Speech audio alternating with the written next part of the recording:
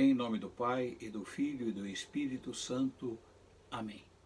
Vinde, Espírito Santo, enchei os corações dos vossos fiéis, e acendei neles o fogo do vosso amor.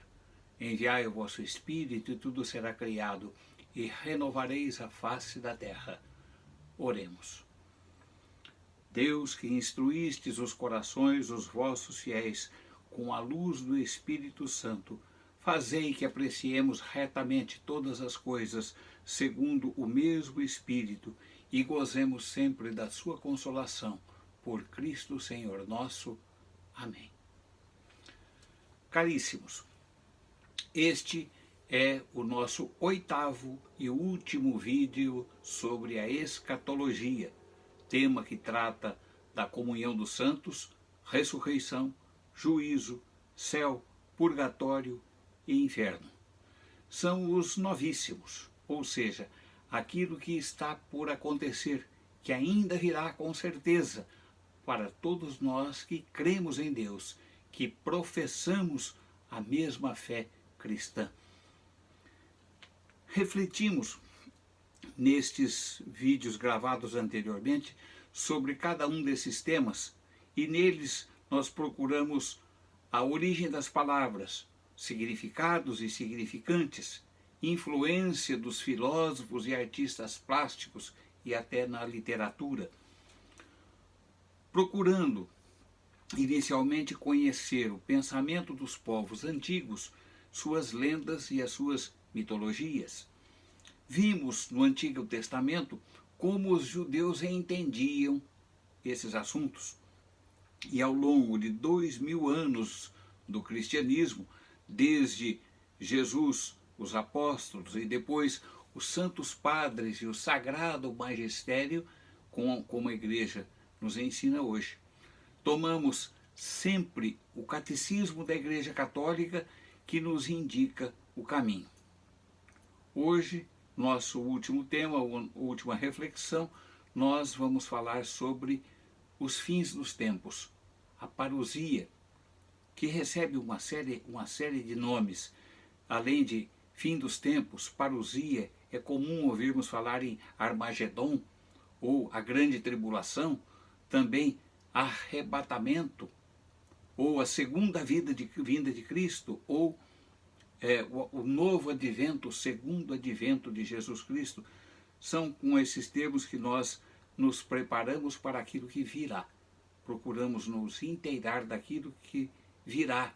Procuramos, talvez, às vezes, refletir sobre a nossa condição de vida atual, para quando estivermos face a face com esse desconhecido para nós. Quando se fala dos finais dos tempos, quando se pretende perscrutar o futuro, existe quase que um consenso no pensamento dos homens com relação ao fim, como extinção ou destruição. Principalmente nos fins e inícios de séculos, as pessoas se tornam mais atentas ao mundo espiritual e temerosas com relação ao futuro, pensando em fim de mundo. E esse pensamento é alimentado pelos profetas do Apocalipse, digamos assim, que sempre aparecem nesses momentos. Pessoas que, procurando atrair atenção para si, visam às vezes vender seus produtos, ou estão atrás de likes que lhes angariem fama, constroem então modelos de fim de mundo. Nossa existência terrena, que nada melhor, na melhor das expectativas, dura aí 100 anos, é assombrada pelo esfriamento e apagamento do Sol, que ocorrerá daqui a 7 bilhões de anos. Ou ainda, que a energia escura vai decretar o fim do universo daqui a apenas 16 bilhões de anos. São as especulações dos cientistas para algo que está muito além da nossa imaginação. Não somos capazes de garantir nossa existência amanhã, e ficamos divagando sobre esse mundo material, sobre o futuro desse mundo material. Pedro, em sua carta, ele fala de novos céus e nova terra, nas quais habitará a justiça. E novos, ele refere-se a uma promessa do Senhor, que está também lá em Isaías. Então a transformação do velho em novo não implica na destruição de todo o cosmos. Os novos céus e a nova terra já não terão a presença do mal, conforme lemos no livro do Apocalipse, lá do capítulo 21, no finzinho do livro do Apocalipse. O frei Carlos Mestres diz que o paraíso terrestre não é saudade de um passado, mas uma promessa de um futuro ainda por vir. Hoje, o mundo ainda está sendo criado. Os astrônomos presenciam, através de potentes radiotelescópios, o surgimento de novas estrelas. Existe até o termo berçário de estrelas, nome dado a uma região do cosmos onde se presencia o nascimento assim em grande número de novas estrelas. Segundo Teilhard de Chardin, o projeto de Deus consiste em cristificar todo o universo. Jesus, então, é o motor de todo o processo evolutivo. E por isso, quando acontecer a consumação desse projeto divino, Deus será em todas as coisas, como nos diz São Paulo e falava lá na carta aos Coríntios e nos diz hoje a nós aqui. Então podemos perguntar, o que é que se entende por consumação do mundo? Essa consumação do mundo será a realização final do gênero humano querida por Deus desde a criação e da qual a igreja primitiva, como que o sacramento, como ensina o catecismo lá no artigo 1045. Aqueles unidos a Cristo, a cidade santa de Deus, a Jerusalém celeste, e nela a visão beatífica de Deus se manifestará aos eleitos. Que lindo! Sabemos como e quando acontecerá o fim do mundo? Não sabemos. Não sabemos quando se dará o fim do mundo e nem como isto acontecerá. Coloquemos isso nas nossas cabeças. Qualquer coisa que se diga ao contrário é mera especulação. Só o Pai tem o conhecimento disso. A nós, então, cabe viver em atitude de esperança, com alegria, sabendo que há a promessa para aqueles que perseverarem. Porém, como não sabemos nem o dia nem a hora, devemos continuar sempre agindo em prol de um mundo melhor, construindo cada vez mais em nosso interior a nossa morada para que o Espírito Santo nele habite. Os pés firmes no chão, no hoje, e os olhos fitos no céu, sem esmorecer nunca. Voltemos lá, referíamos a ele em vídeos anteriores, voltemos a D. Estevão Bittencourt. Ele nos conta que a ideia que o mundo acabará em fogo, pelo fogo, teve origem lá entre os persas, os quais afirmavam que uma torrente de fogo purificaria o mundo inteiro. Isso divulgou-se entre gregos e romanos, e essa concepção persa foi adotada também por judeus e cristãos.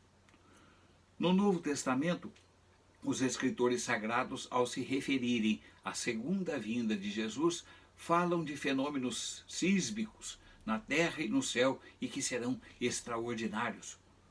Por isso, a cada terremoto ou tsunami que tomamos conhecimento aí pelas mídias, as pessoas já interpretam como sendo o fim que já se avizinha, o fim que já está próximo.